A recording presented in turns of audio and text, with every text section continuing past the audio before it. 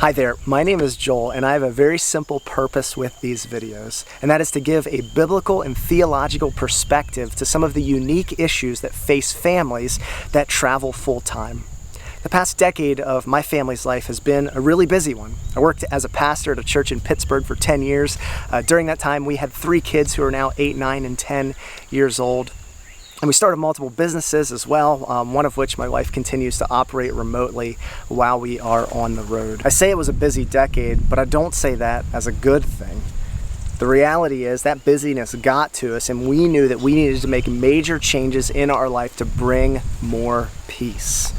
And so we sold almost everything that we had, including our own home, and decided to hit the road and travel full-time. I'm recording this video from beautiful Costa Rica between a couple of volcanoes sort of in the middle of nowhere. Like many of you, when we made that decision to go full-time, our decision wasn't met with support from everyone. In fact, there were some people that were pretty critical and some who were really mean. Just recently, my wife was asking a question about something on a Facebook group, and someone actually said to her that your kids deserve a solid home as opposed to the life that we're giving them right now. That's so offensive. Even leading up to when we were going to leave our home, there were some people close to us that said we weren't doing the right thing for our kids. We're pretty new to this. Some of you have been at this for a very long time, and you have scars because people have said things that have been really hurtful. And what I want to do is I want to point you to something in the Bible that I think should be helpful for handling those criticisms. What do you do when someone is just sort of mean and attacks the life that you are living? And I want to take you back and show you something in the Old Testament that I think is going to be helpful and give perspective in the midst of those criticisms. The Old Testament, as you probably know, is full of laws. And one of the ways that people often break down these laws, although it's not terribly accurate, it's helpful, is to divide them into these 3 categories of moral, civil, and ceremonial. The moral laws in the Old Testament established how the society that God was creating, this nation that God was creating, would order their moral life. These are things like do not murder, do not steal, right? Things that are necessary for a society to function. Other laws were civil in nature, meaning they governed the civil life of the people, how the king was to behave, how taxation worked, things that regulated crime and punishment. And then the third category is ceremonial. These are things that involve the religious life, festivals, holidays, that sort of thing. And it's in this latter category that we find certain laws that are just a little bit strange. If you ever read through the Old Testament, you'll come across some laws like this. That the Israelites were not allowed to cut the hair on the side of their head. Oh man, I got a Costa Rican haircut the other day, and what a relief it was to get some of that hair cut off. But they weren't allowed to. The Israelites interpreted the Old Testament to believe that they had to carry around boxes with scripture on their foreheads.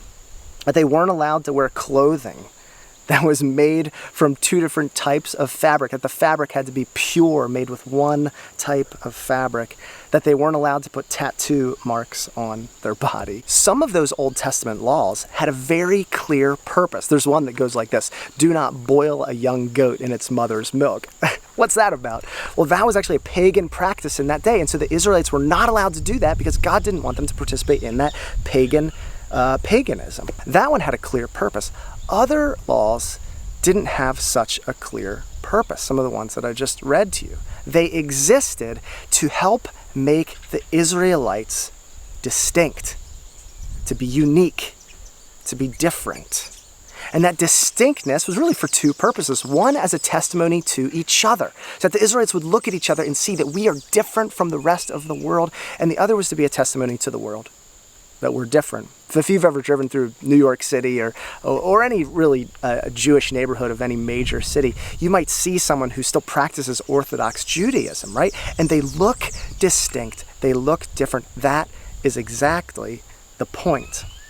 I want you to hear Leviticus 20, this is 22 through 24, and then verse 26. It says, "Keep all my decrees and laws and follow them. so that the land where I am bringing you may not vomit you out. God is bringing the Israelites into this promised land, the land where God would sort of dwell among them and where they would experience his peace, his joy, his blessing. You must not live according to the customs of the nations I am going to drive out before you. Because they did all these things, I abhorred them. But I said to you, you will possess their land. I will give it to you as an inheritance, a land flowing with milk and honey. I am the Lord your God, who has set you apart from the nations. You are to be holy to me, because I, the Lord, am holy, and I have set you apart from the nations to be my own. Part of the definition of the word holy has to do with being set apart or being distinct. God is saying to the Israelites, you must obey these laws because I have set you apart and you are mine. So the message to the Israelites is be different, and that's how you'll inherit the promised land. You know, the message to believers today is actually not all that different.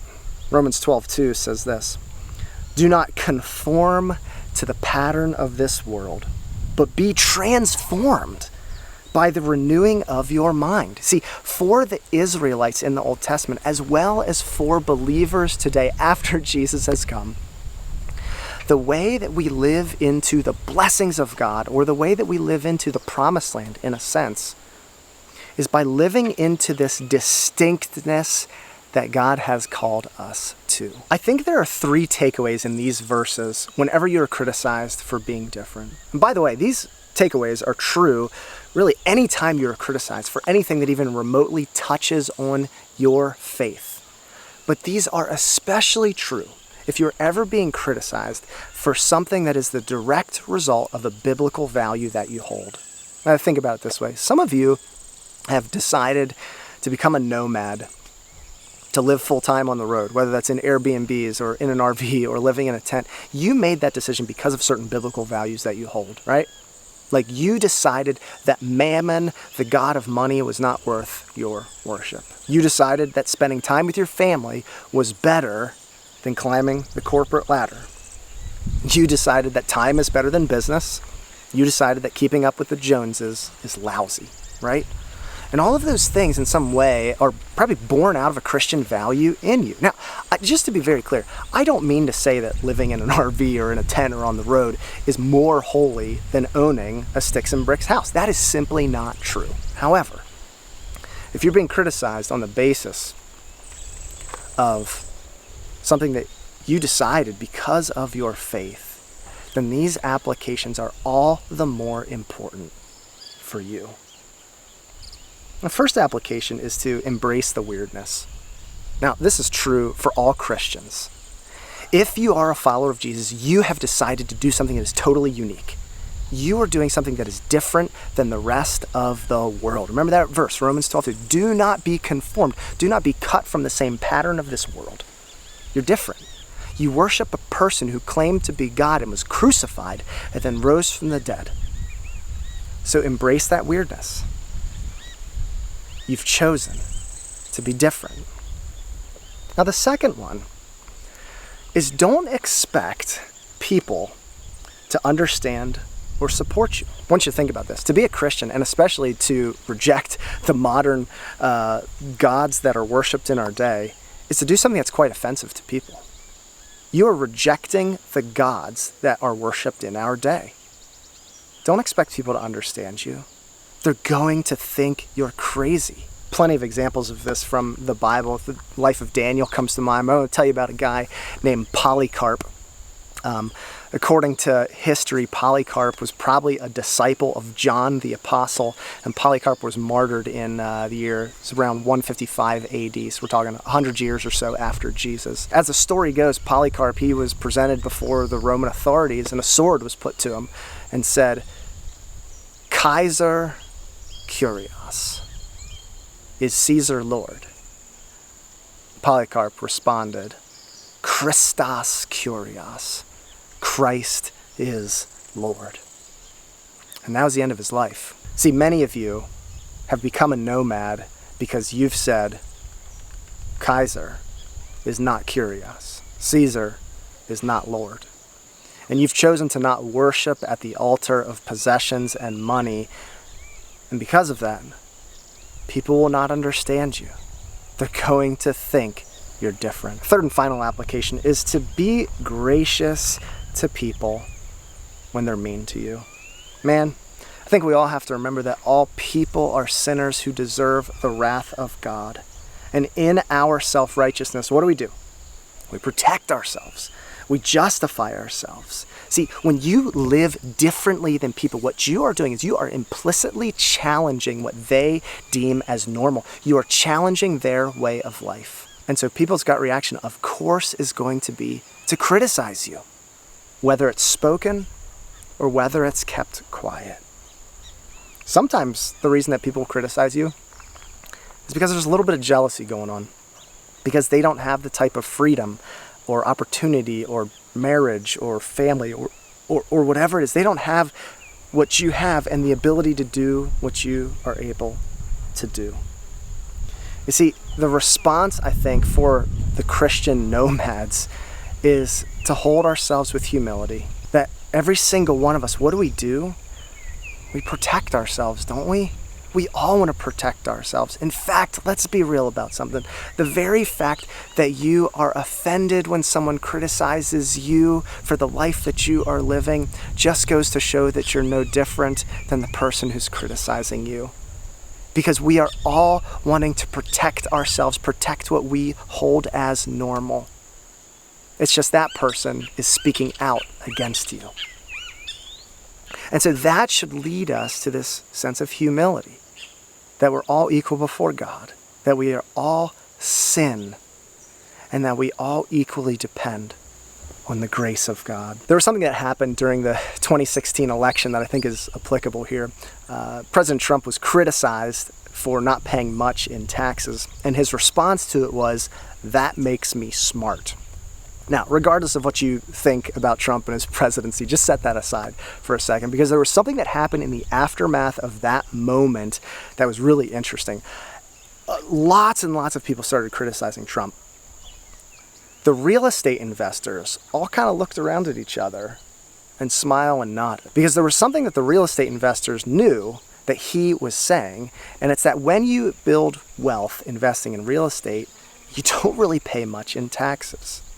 Most people don't understand that and didn't understand that that's how you can really pay almost nothing in taxes if you build your life around investing in real estate. Now, my point here is simply this, setting aside, your opinion of President Trump. The real estate investors were all able to look around and sort of say, yeah, let people criticize, they just don't get it. And I think sometimes that's what you and I have to do. People are going to criticize, and it's in part because they just don't understand the perks. People are going to criticize Christians because they don't understand the deep and meaningful joy and peace that we have in Christ. People are going to criticize this nomad lifestyle because they just don't get it. Man, literally this morning I sat out on the patio and I watched 2 scarlet macaws fly over our house. I saw 2 parrots flying by and a couple of toucans as well. Last night we got a text at 7:30 at night, the farm next door. They have 1 cow. And we knew it was pregnant, that it had just given birth. And so literally we were over there within a couple minutes, and our kids got to see this newly born calf. I mean, this was so cool. And today, instead of running off to work and being all busy, I get to sit down with my kids, teach them, instruct them. I get to talk to them about 1 Thessalonians 5 and about the coming of Jesus into our world. Friends, when people criticize you, hold on to the fact that God has called you to be distinct. You will always be criticized. They will always think you're weird. But we have something that is so beautiful. That verse one more time from Leviticus. You are to be holy to me, because I, the Lord, am holy, and I have set you apart from the nations to be my own. You, friend, have been set apart to demonstrate to the world that you belong to God. And that is good news.